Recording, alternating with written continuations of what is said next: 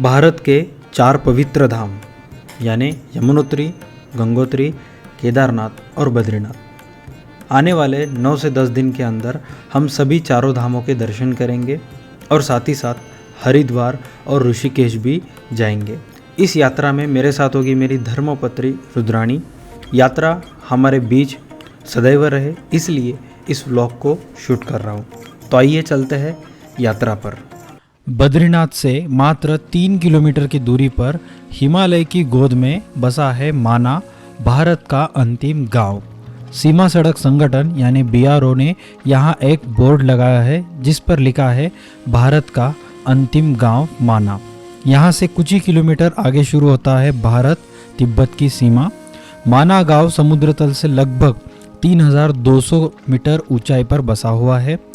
यह गांव ऐतिहासिक और पौराणिक महत्व से भी जुड़ा है। कहते हैं यहीं से पांडव स्वर्ग की यात्रा पर निकले थे। भीम पुल विशाल पत्थर पर बना यह प्राकृतिक पुल है।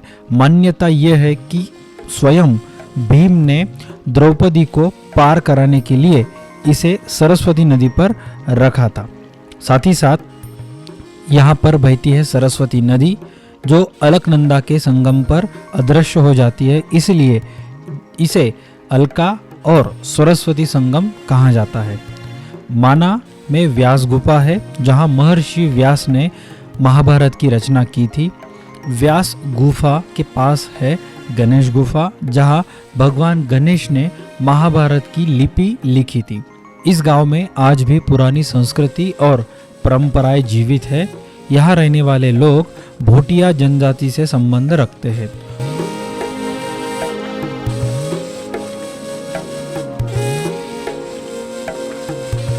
फायनली आम्ही दोघं पोहोचलेलो आहोत इंडियाज फर्स्ट विलेज मानामध्ये. ओके, ॲज ऑलवेज बद्रीनाथपासून हे 3 किलोमीटर तर आहेच, बट उत्तर भारतामध्ये तुम्ही पहाडी एरियामध्ये येता, कोणत्या पहाडामध्ये थंडी कुठं गरमी चालू होतं काहीच नाही.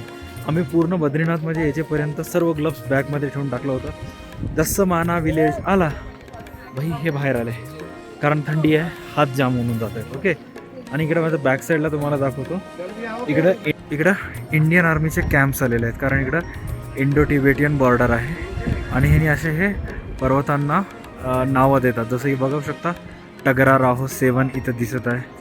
इथं सुद्धा एक तुम्हाला दिसत असेल. अँड या गावाची एंट्री कमान बघू शकता. एंट्री कमानमधून जात असताना सरस्वती नदी जी आहे ते इथं लुप्त पावते. Okay right. तर आता इथं जे चहाचे दुकान आहेत हे गाव पहिलं असल्यामुळं गावाचे दुकान पण पहिले झाले. Okay done. भोटिया लोग उनसे बने कपड़े, शॉल या हस्तशिल्प बनाते हैं जो यात्रियों के लिए विशेष आकर्षण होते हैं. सर्दियों में जब यहाँ बर्फ जम जाती है तब गांव के लोग नीचे के इलाके की ओर पलायन कर जाते हैं. मान्यता यह है कि माना गांव के पास वासुकी गुफा भी है जहाँ नागराज वासुकी ने तपस्या की थी. यहाँ की हवा में एक अलग दिव्यता है जहाँ हर पत्थर, हर गुफा, हर नदी एक पौराणिक कथा सुनाती है. माना सिर्फ भारत का आखिरी गांव नहीं, यहाँ आस्था, संस्कृति और सीमाओं का संगम है. इधर टोटल 3 अट्रॅक्शन आहेत. एक माना विलेज तर पहिलं झालं, दुसरं सरस्वती नदी बरोबर, आणि तिसरं काय गणेश गुफा, व्यास गुफा. आय थिंक तिथं गणपतीला महाभारतामध्ये गणपतीनं व्यास मुनींना जेव्हा महाभारत सांगत होते गणपती लिहित होते आणि ते 3-4 दिवस कंटिन्युअस लिहित होते की इतके बॉडी हीट झाली त्यांची, असं काहीतरी त्याचं ते आहे. तर ते गुफासुद्धा आपल्याला ते बघायला जायची आहे. ओके बघू शकता हस्तकला उनी सेंटर माना. जेवढेही लोक बद्रीनाथला येतात ते कंपल्सरी ते एक ना एक वेळेस येऊन व्हिजिट करतात. ओके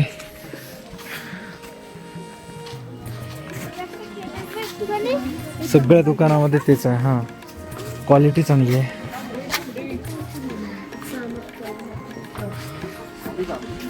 पण मॅक्सिमम जर विंडो शॉपिंगच करतात, जस्ट चेक करतात, जसं की आम्ही विंडो शॉपिंग करायला तसंच. ओके कारण स्वेटर वगैरे ऑलरेडी ते घेऊन आलेले असतात.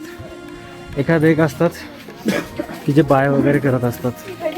आणि हे माना विलेजमधून एका हॉटेलमध्ये आलेलो आहोत आम्ही आणि हा तिथला व्ह्यू पॉईंट आहे. ओके, इथून हा पूर्ण विलेज दिसत असेल आणि इथं सुद्धा पब्लिक पब्लिक पब्लिक एव्हरीवेअर.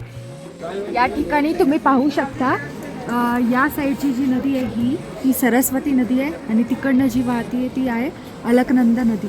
दोन्ही एकाच ठिकाणी त्यांचा संगम होत आहे. त्या संगमला केशव प्रयाग असं ही सरस्वती आणि ती अलकनंदा. राईट. आणि या दोन ठिकाणी जो संगम होत आहे त्याला काय म्हणतात? केशव प्रयाग असं म्हणतात, जे की माना या विलेजमध्ये तुम्हाला पाहायला मिळेल. ऑलराईट. सरस्वती नदीला आपण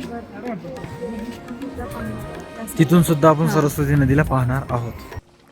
महाभारत के युद्ध के बाद जब पांडवों ने राजपाट त्याग करने का निर्णय लिया तब उन्होंने स्वर्गारोहण यात्रा शुरू की. यह यात्रा बद्रीनाथ धाम से आगे माना गांव होते हुए हिमालय की ऊंचाइयों की ओर बढ़ी. कथा यह है, जब पांडव सरस्वती नदी के तट पर पहुँचे तब द्रौपदी नदी पार करने में असमर्थ थी. तभी भीम ने एक विशाल शिला उठाई और उसे नदी पर रख दिया. आज का यह प्रसिद्ध भीम पुल उसे माना जाता है. माना से आगे बढ़ते हुए पांडव ने सतोपंथ ताल की ओर प्रस्थान किया. यह त्रिकोणाकार झील है जिसे त्रिदेव ब्रह्मा, विष्णु और महेश का निवास माना जाता है. यहीं से उन्होंने चक्रतीर्थ और स्वर्गारोहिणी शिखर की ओर चढ़ाई शुरू की. यात्रा के दौरान एक एक करके द्रौपदी और चारों भाई सहदेव, नकुल, अर्जुन, भीम रास्ते में गिर गए क्योंकि उनके भीतर अभी भी अहंकार और दोष थे. अंत में केवल युधिष्ठिर जीवित रहे और उनके साथ एक कुत्ता भी चल रहा था. वह कुत्ता वास्तव में धर्मराज यमराज का स्वरूप था. युधिष्ठिर की सत्यनिष्ठा, धर्मपालन और वैराग्य को देखकर उन्हें देह सहित स्वर्ग प्राप्त हुआ.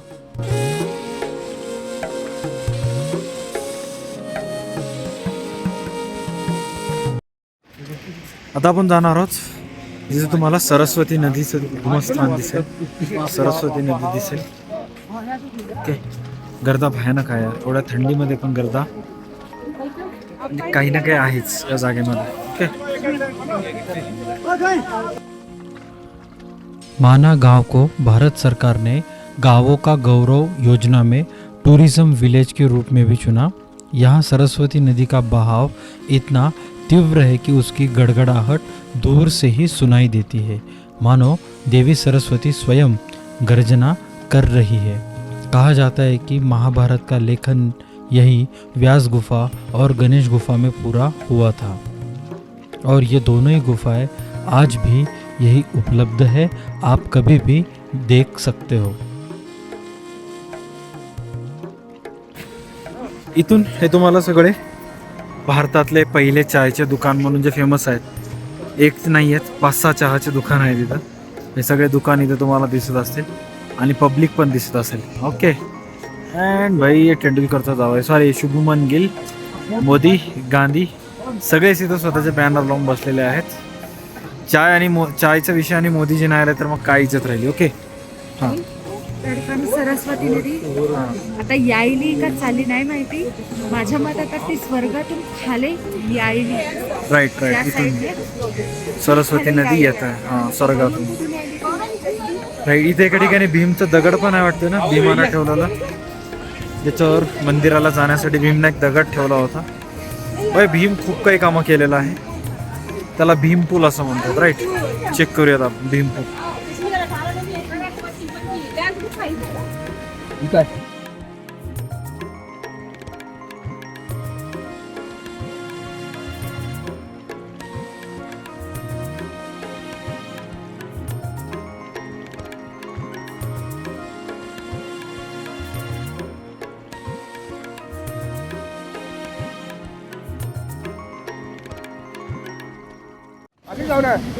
इथून तुम्हाला जे दिसत आहे हा मंदिर प्लस हा जो दगड दिसत आहे हा आहे हा भीमाना कनेक्ट केला होता, भीमाना टाकला होता. ओके.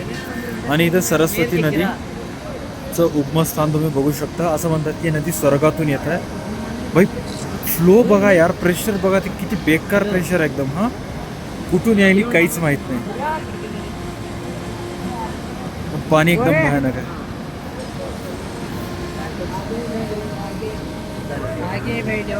इकडे एक मंदिर बघू शकता.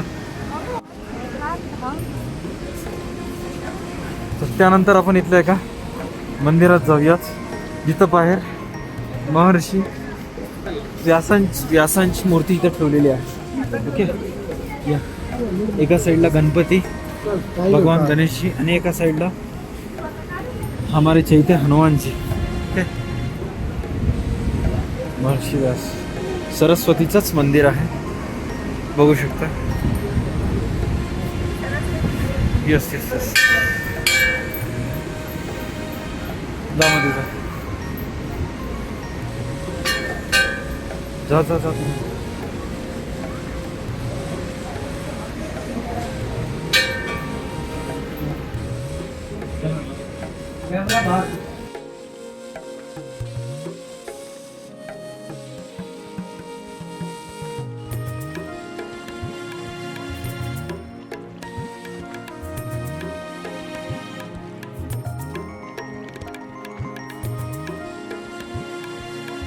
तिथूनच पांडवांनी त्यांची स्वर्गाची यात्रा चालू केली होती.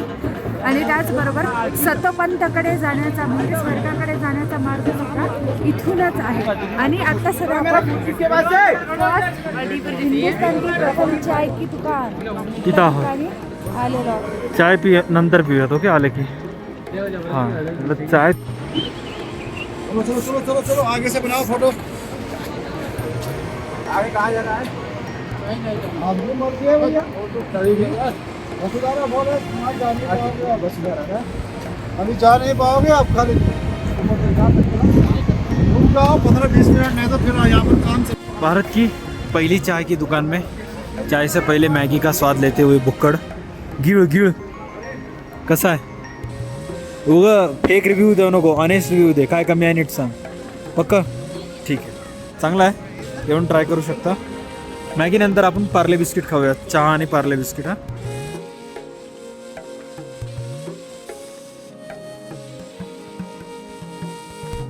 आइए अब चलते हैं गणेश गुफा और व्यास गुफा की कथा पर। माना गांव में स्थित व्यास गुफा और गणेश गुफा मानो महाभारत की रचना के जीवित साक्षी हो। मान्यता यह है कि महर्षि व्यास यहाँ बैठकर महाभारत की रचना की और भगवान गणेश ने लिपिक बनकर इसे लिखा। कथा कहती है कि व्यास जी वेद पुराण के श्लोक इतनी तीव्रता से सुनाते थे कि गणेश जी को निरंतर लिखना पड़ता था। इतनी तेज़ गति से लेखन करते करते भगवान गणेश का हाथ गर्म हो गया और उनका पूरा शरीर तप्त अग्नि की तरह जलने लगा। कहा जाता है कि उस समय व्यास जी ने गणेश जी को ठंडा करने के लिए हिमालय की बर्फ़ और जल का प्रयोग किया ताकि लेखन निरंतर चलता रहे। इसी वजह से आज भी इस कथा को सुनते हुए लोग मानो गुफा में गणेश जी की तप्त ऊर्जा अब भी विद्यमान हो।